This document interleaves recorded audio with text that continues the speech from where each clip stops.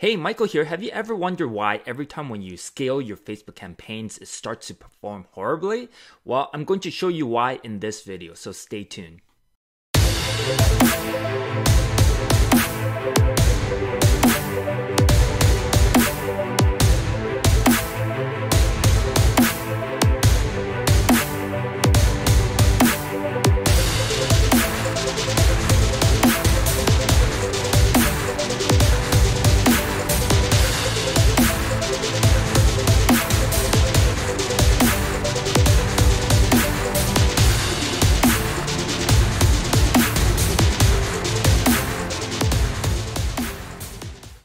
Alright, so the reason why most campaigns perform horribly after you start scaling in the initial phase is because Facebook needs data, and Facebook has this thing called the Facebook learning phase. So let me write that down. Facebook learning phase. And that is actually located in your ad manager under delivery. All right, so in your ad manager under assets, when you run your ads, you will have this column called delivery. And this will show you if your campaign is still in the learning phase, or when it's done, it will say initial learning phase completed. As you know, Facebook needs data. They need to show your ad to different types of people to learn who is most likely to get you the optimization event that you want. And once they get enough data, you'll see less fluctuation in the performance of your campaign. Even after the learning phase is completed, Facebook will still continue to learn from the data you're collecting and giving to them. So the learning phase has always been there, but they made it more transparent and actually show you when it's completed and when it's still in the learning phase. So that gives you a good indicator on when you should scale, when you should keep it, and just let it run. And of course, you need to know your metrics on when you should pause and when to cut your campaigns before you let it spend too much. And I actually have a YouTube video you can search in my channel.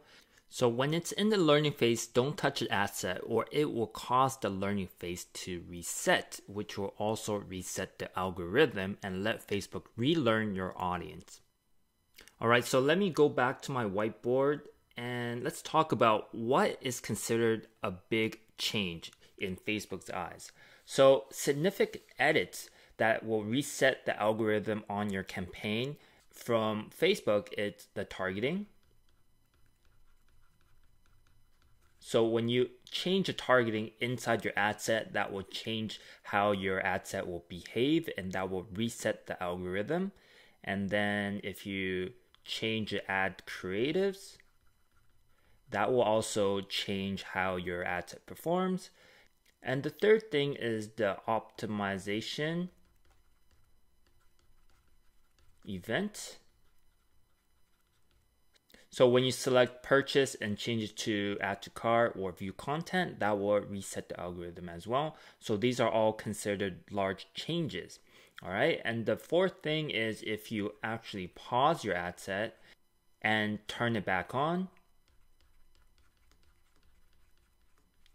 this will reset the algorithm as well. So this is what Facebook considers as big changes to your ad set. And if we're talking about bid, that is minor change. Okay, so let me just go back to my ad manager again. So I want to bring your attention to the different sections that Facebook actually laid out their ad platform. There's a reason why Facebook set up this section as awareness, consideration, and conversion. This basically tells us that anything on the left side is your coldest traffic.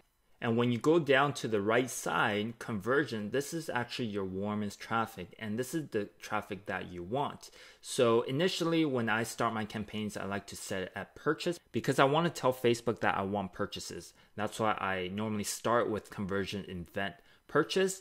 But sometimes I'll put into consideration when I'm testing, especially with the engagement and traffic ad because they're cheaper, right? So these are more expensive, but they are more targeted and normally brings more sales. And engagement is just telling Facebook you want engagement on the ad. All right, so this is very important to note, and there's a reason why it's laid out in this way. Now, Facebook recommends 50 events before it will fully get optimized for the conversion event you have selected. But it can vary due to characteristics and marketing conditions at the time you're running your campaign. But sometimes the initial learning phase can be completed sooner. It really depends on the data that Facebook is collecting. However, when you're seeing a campaign getting one sale out the gate, don't scale right away. I know it's tempting, but you need to have Facebook have the right data before your campaign will stabilize. Wait until Facebook is out of the learning phase before you make any major adjustments.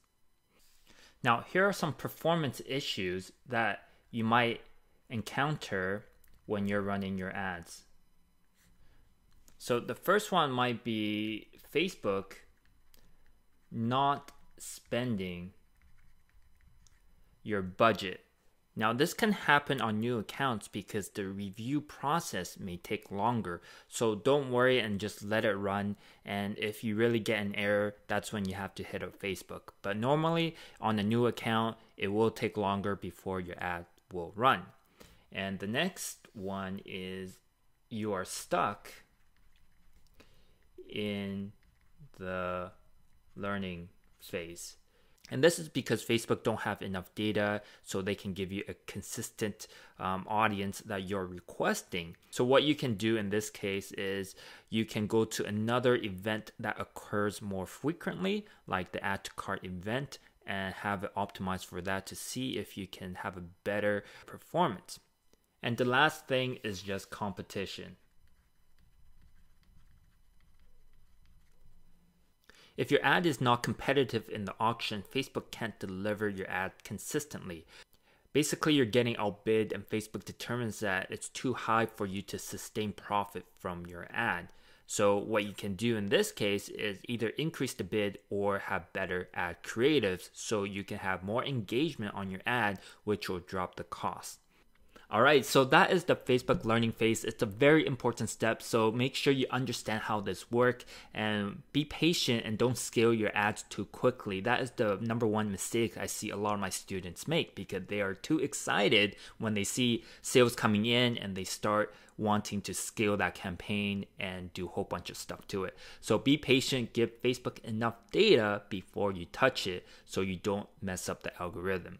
Alright, so I hope you enjoyed this video. If you want more of my videos, don't forget to subscribe and click on the notification bell, and I'll see you in the next video.